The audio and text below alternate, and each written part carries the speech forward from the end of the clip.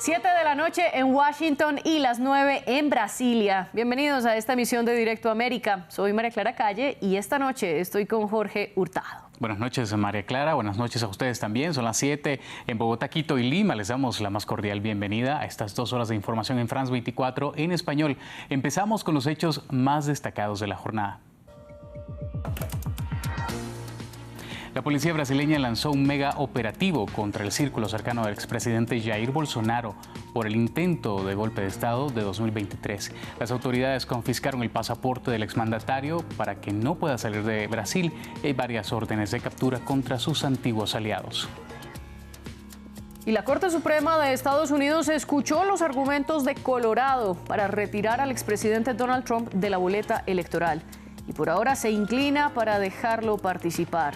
A los jueces les preocupa que los estados tengan el poder de tomar decisiones electorales con efectos en todo el país. Estados Unidos dice que no apoya el asalto de Israel en Rafah, donde se refugia más de la mitad de la población, si no hay protección a los civiles. Pese a esto, 14 murieron hoy en ataques aéreos israelíes e Israel se prepara para una nueva ofensiva terrestre. Y a propósito de este tema, Jorge, ¿Estados Unidos está perdiendo injerencia en Medio Oriente?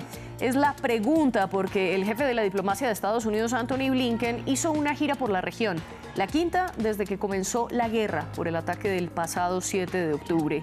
A pesar de que fue para presionar una tregua entre Israel y Hamás, el primer ministro israelí Benjamin Netanyahu rechazó la posibilidad de un acuerdo e insistió en la vía militar hasta llegar a lo que llamó la victoria total. Ese es nuestro análisis hoy en el debate. Vamos a estar pendiente del debate, pero también hay noticias de economía. Las protestas de agricultores en Europa continúan. Este jueves España fue el escenario de los bloqueos de carreteras. Los agricultores insisten que los tratados de libre comercio con países fuera de la región generan competencia desleal y los locales son perjudicados. Lo hablamos en nuestra sección económica con Martín Gripo. Por ahora los dejo con María Clara. Y comenzamos.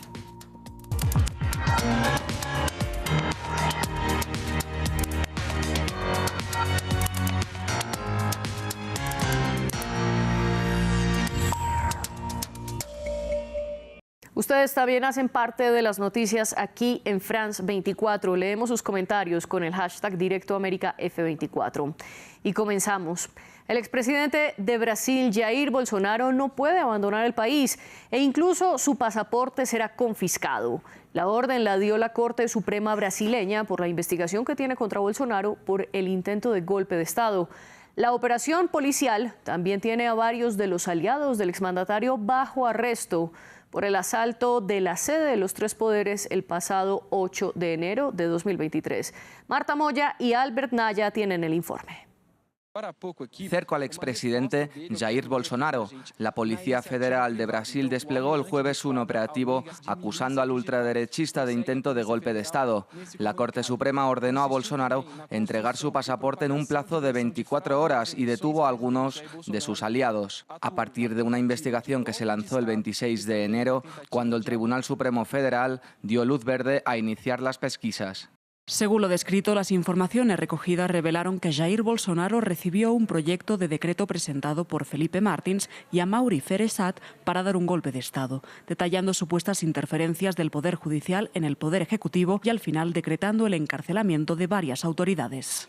Sedes de Presidencia, Congreso y Corte Suprema. El ataque a los tres poderes del 8 de enero de 2023 fue considerado una sonada para derrocar al recién estrenado gobierno de Lula da Silva. El alto tribunal no tardó en vincular las protestas con la figura del exmandatario. Según la prensa brasileña, la policía posee ahora mensajes donde el entonces jefe de Estado mostraba su hoja de ruta para perpetuarse en el poder. En paralelo, Bolsonaro acusó a la justicia nuevamente de ser víctima de una persecución. Salí del gobierno hace más de un año y sigo sufriendo una persecución implacable. Que me olviden, ya tienen otro gobernando el país. Por su parte, Lula disparó.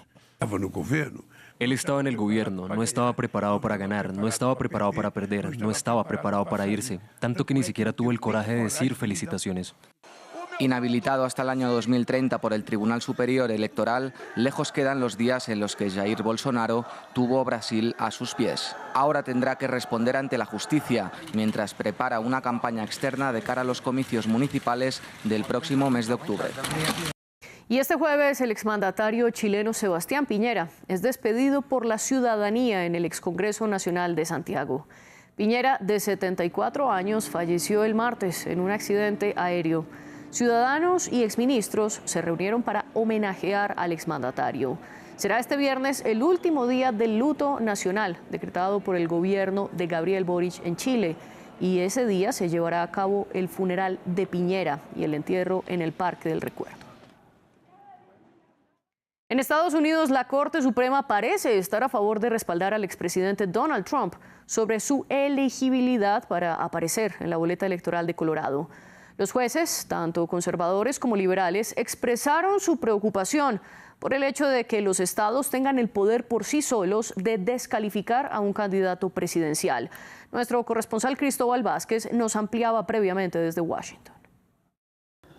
La Corte Suprema de Justicia de mayoría conservadora escuchó los argumentos sobre la imposibilidad de que Trump pueda aparecer como candidato en el tarjetón electoral en el estado de Colorado en estas primarias, una decisión con mucha trascendencia electoral, teniendo en cuenta el precedente que dejaría y que otros estados como Maine, que ya han hecho lo mismo inhabilitando a Trump, puedan tener base legal para seguir adelante con este proyecto. El caso de este jueves surgió después de una decisión en diciembre del 2023 de la Corte Suprema de Colorado que descalificó a Trump de la boleta de las primarias republicanas de ese estado basándose en la sección 3 de la enmienda 14 de la Constitución. Esta sección de la Constitución estadounidense dice que los exfuncionarios que participaron en insurrección o rebelión no pueden ocupar un cargo público. Sin embargo, la defensa de Trump argumenta que la sección 3 no aplica para el expresidente porque él es un candidato y no un oficial de gobierno. Agregó que un estado como Colorado no puede terminar determinando la elección federal por una decisión de su propio código electoral estatal. La Corte tomará una decisión antes del 5 de marzo cuando se celebrarán las primarias en este estado. Al respecto, el presidente Trump se manifestó optimista tras la audiencia y reiteró el fraude electoral y su inmunidad presidencial, a pesar que una corte de apelaciones determinó lo contrario. Por otro lado, el fiscal especial no formulará cargos penales en el caso de los registros clasificados que Biden se llevó de la Casa Blanca, a pesar de que la investigación encontró que el presidente Biden sí había retenido material voluntariamente después de terminar su mandato como vicepresidente y había compartido información sensible con un escritor fantasma. Vamos ahora a la Franja de Gaza. El ejército de Israel atacó en la ciudad de Rafah y mató al menos a 14 personas. Un hecho que se da poco después de que el primer ministro israelí Benjamin Netanyahu asegurara que la ofensiva ahora se centraría en ese punto, en el sur del enclave palestino. Una decisión que rechazan desde la ONU y Estados Unidos hasta Egipto, que es el país con el que limita esta ciudad del enclave. Manuela Cano tiene los detalles. Rafah, en la mira del ejército israelí. Los bombardeos sobre la ciudad del sur de la Franja de Gaza dejaron más de una decena de personas muertas este jueves y una estela de destrucción. De repente, en un abrir y cerrar de ojos, los cohetes cayeron sobre niños, mujeres y ancianos. ¿Para qué? ¿Por qué? ¿Para el próximo alto el fuego? En Rafah se encuentra la mayor parte de las personas que han tenido que huir de sus hogares desde que se escaló la guerra el 7 de octubre del año pasado. El miércoles, el primer ministro de Israel, Benjamin Netanyahu, aseguró que no aceptará un alto el fuego propuesto por Hamás y que la ofensiva se centrará en Rafah hasta alcanzar lo que denominó como una victoria completa. La decisión fue mal recibida incluso por sus aliados más cercanos. Nuestra opinión es que cualquier operación militar importante en Rafah en este momento, bajo estas circunstancias, con más de 1 millón, probablemente más de 1,5 millones de palestinos que están buscando refugio y han estado buscando refugio en Rafah, sin la debida consideración por su seguridad, sería un desastre y no lo apoyaríamos. Una condena a la que se sumó la ONU, que alertó sobre las consecuencias desastrosas que tendría para la población palestina. Me preocupan especialmente los informes de que el ejército israelí pretende centrarse a continuación en Rafah. La mitad de la población de Gaza está ahora hacinada en Rafah. No tienen a dónde ir, no tienen casa ni esperanza. En la actualidad, más de 1 millón de personas viven en Rafah, muchas de las cuales se refugian en campamentos improvisados y se encuentran hacinadas, sin agua corriente ni electricidad. Y mientras tanto, en Israel, el presidente argentino Javier Milei continúa su viaje. Allí visitó uno de los kibutz atacados por Hamás el 7 de octubre. Milei fue con su homólogo israelí Isaac Herzog hasta el kibutz Niroz. Desde allí, los dos mandatarios pidieron la liberación de los más de 130 secuestrados. En ese kibutz, Hamás mató a cerca de 180 personas y secuestró a unas 80. Dentro de los retenidos que siguen en poder del grupo yihadista, 11 son civiles argentinos, según Milei. Ahora hablemos de la guerra en Ucrania. El presidente Volodymyr Zelensky anunció la remoción del jefe de las Fuerzas Armadas, Valery Zaluzhny, quien estuvo al mando desde el inicio de la guerra con Rusia y tiene gran popularidad entre los ucranianos. Aunque Zelensky dice estar convencido que es un cambio necesario para lograr los objetivos militares, la ciudadanía desconfía de esta decisión. Ucrania reorganizó su cúpula militar. El presidente Volodymyr Zelensky dijo que el ejército necesitaba cambios inmediatos. Oleksandr Syrskyi, de 58 años, fue designado como nuevo jefe de las Fuerzas Armadas. Fue comandante de las Fuerzas Terrestres y destaca su exitosa contraofensiva en Kharkiv en septiembre de 2022. Para el presidente ucraniano, el objetivo es lograr un enfoque diferente en esta guerra. No se trata de apellidos y mucho menos de política. Se trata del sistema de nuestro ejército, de la gestión en las Fuerzas Armadas y de involucrar la experiencia de los comandantes en esta guerra.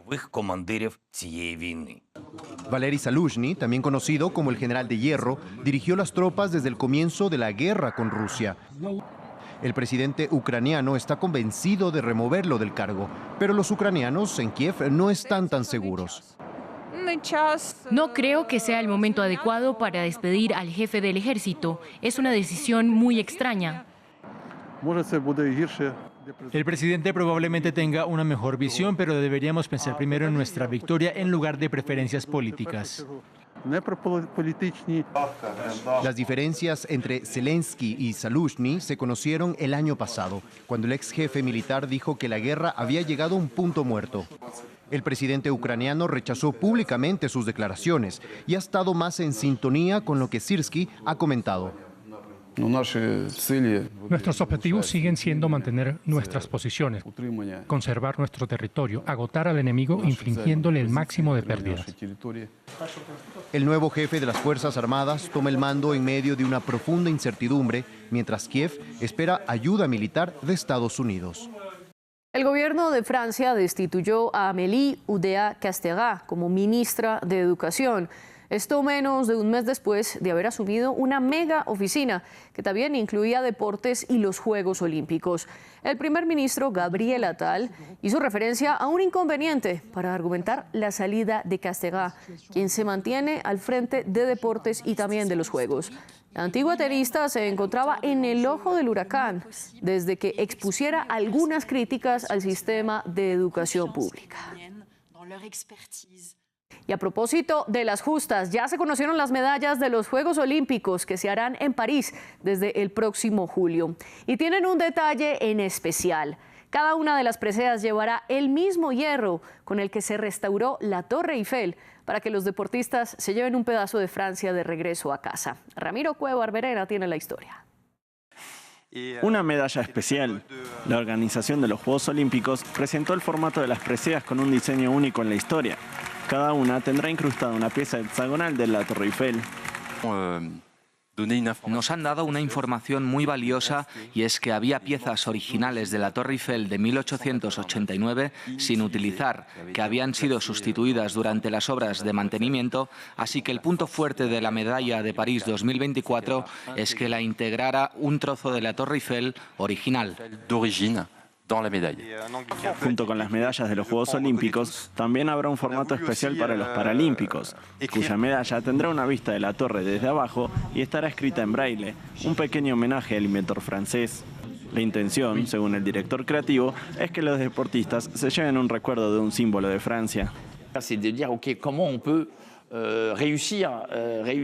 Nos preguntamos cómo podríamos marcar la diferencia con esas medallas. La idea que teníamos era asociar el símbolo absoluto del deporte y de los Juegos Olímpicos, que son las medallas olímpicas y paralímpicas, con el símbolo absoluto de nuestro país y de París, por supuesto. Y el símbolo absoluto de París y de Francia en el mundo es la Torre Eiffel. El símbolo absoluto de París y de France en el mundo es la Torre Eiffel. Estas piezas fueron despintadas, pulidas y barnizadas y tienen un trabajo particular para que reflejen la luz y brillen. Un esfuerzo para formar una medalla única que la distinga de las demás citas olímpicas. Y en nuestra sección de economía hoy nos acompaña Martín Gripo. Martín, bienvenido, buen jueves para usted. Buenas noches, María Clara, ¿cómo estás? Muy bien, gracias. Y comencemos en Europa, porque las protestas de los agricultores continúan y esta vez bloquearon carreteras en España. Así es, porque los agricultores españoles bloquearon carreteras interrumpiendo el tráfico durante este jueves, mientras intensificaban sus protestas contra los crecientes costos, la burocracia y la competencia que implica la importación de productos provenientes fuera de la Unión Europea. Las protestas que comenzaron el martes en ese país y que ya se están replicando en varios países de Europa cuentan con el respaldo de las tres principales asociaciones de agricultores de España. Los agricultores españoles se han unido a sus pares de la región que afirman que las normas para proteger el medio ambiente los hacen menos competitivos que los agricultores de otras zonas. Y también dicen que están asfixiados por los impuestos y la burocracia. Las importaciones desde Ucrania y las negociaciones para concluir un acuerdo comercial entre la Unión Europea y el bloque del Mercosur han avivado el descontento por la competencia desleal. Estamos defendiendo nuestro vino y nuestros productos españoles porque estamos a un precio de coste sobre bajo. El tema de productos lo tenemos súper bajo. El gasoil, los abonos, los subsidios han subido un 100% y seguimos estando en precios de hace 30 años. Martín, pero las manifestaciones no son solo de agricultores y no únicamente en España, porque en Grecia también ha habido protestas, solo que allí se están oponiendo a que ingresen universidades privadas extranjeras. ¿Por qué? Exacto, María Clara. De acuerdo a las estimaciones de las fuerzas de seguridad, entre 10.000 y 15.000 personas se manifestaron este jueves contra los planes del gobierno que busca permitir que universidades privadas extranjeras operen en el país. La educación superior pública en Grecia es gratuita y los estudiantes sostienen que eso debe continuar siendo así ya que es considerado un derecho. Las protestas comenzaron a raíz del proyecto de ley de reforma educativa que impulsa el gobierno para abrir la puerta a instituciones que, según afirman, funcionarán como sucursales de universidades de otros países. Esta reforma permitirá a las universidades públicas griegas asociarse con instituciones académicas extranjeras, mejorando su atractivo internacional. He estado estudiando en el Politécnico durante 7 años y pronto obtendré mi título, pero estaré en la misma posición que alguien que simplemente tiene el dinero para pagar un título y, en mi opinión, tendrán mejores posibilidades que yo en el mercado laboral porque serán más disciplinados, habrán estudiado en un ambiente más estricto y supongo que son los empleados que prefieren el mercado laboral. En la jungla de un mercado laboral que ya existe, la competencia será aún más dura. Los salarios probablemente disminuirán, ya que habrán más egresados de otras instituciones. Aparte de eso, nuestros esfuerzos de tantos años serán en vano. Martín, ¿y a usted le gustan las fiestas? Claro que sí, y si es en la playa mucho mejor. Bueno, y si vamos al carnaval entonces, porque allí el turismo está disparado, por favor, el carnaval de Río de Janeiro. Así es, hasta el 18 de febrero Río de Janeiro vivirá sus tradicionales carnavales y desde la industria turística esperan que los ingresos superen por primera vez los niveles previos a la pandemia, con proyecciones de crecimiento para el sector de un 10% en comparación con el 2023. Según la Confederación Nacional de Comercio, las fiestas de carnaval generarán alrededor de 9.000 millones de reales o 1,81 millones de dólares solo en febrero. Teniendo en cuenta todas las actividades, se espera que en Brasil se generen más de 70.600 empleos, de los cuales cerca de 67.000 serían solo en el sector de los servicios. A rede hoteleira está La industria hotelera tiene ocupación récord con casi 100% en algunas zonas de la ciudad. Estimábamos llegar al 95 o 98% de ocupación. La ciudad estará en plenas celebraciones. Así nos gusta Río de Janeiro, feliz, recibiendo gente y ofreciendo lo mejor que tenemos, nuestra gente y nuestra geografía. O que a gente tem de melhor, que é a nossa gente e a nossa geografia. Lastimosamente, Martín, no todas las noticias son positivas y ahora Chile, concretamente la presidencia, activó un fondo para los afectados de los incendios. Le cuento a María Clara que el presidente chileno Gabriel Boric anunció la activación del Fondo Nacional de Reconstrucción para los damnificados por los incendios más mortíferos de las últimas décadas, que hasta ahora dejaron más de 30 personas fallecidas en la zona de Valparaíso. Los incendios que impactaron con fuerza en 4 comunas de esa región han destruido alrededor de 10.000 hectáreas y dejaron, según las cifras oficiales, unos 12.000 hogares afectados que empezarán a recibir ayudas económicas estatales desde este viernes. Sin embargo, por el momento todavía no hay estimaciones sobre cuál será el costo que el Estado deberá asumir para los damnificados y para recuperar el ecosistema. Quiero anunciar en este momento la activación del Fondo Nacional de Reconstrucción. Esta es una herramienta específica que fue creada tras el terremoto del 2010 en el primer mandato del expresidente Piñera y ha sido un mecanismo importante para poder canalizar e incentivar ayudas y apoyos del mundo privado cada vez que emergencias de estas características sacuden a nuestra patria. Además, otorga beneficios tributarios para donaciones de empresas y personas naturales en contexto de catástrofe. Y una aclaración es que las personas fallecidas, lamentablemente, por los incendios en Chile fueron más de 130. Así es, Martín, gracias por las noticias económicas y nosotros continuamos con más en el debate.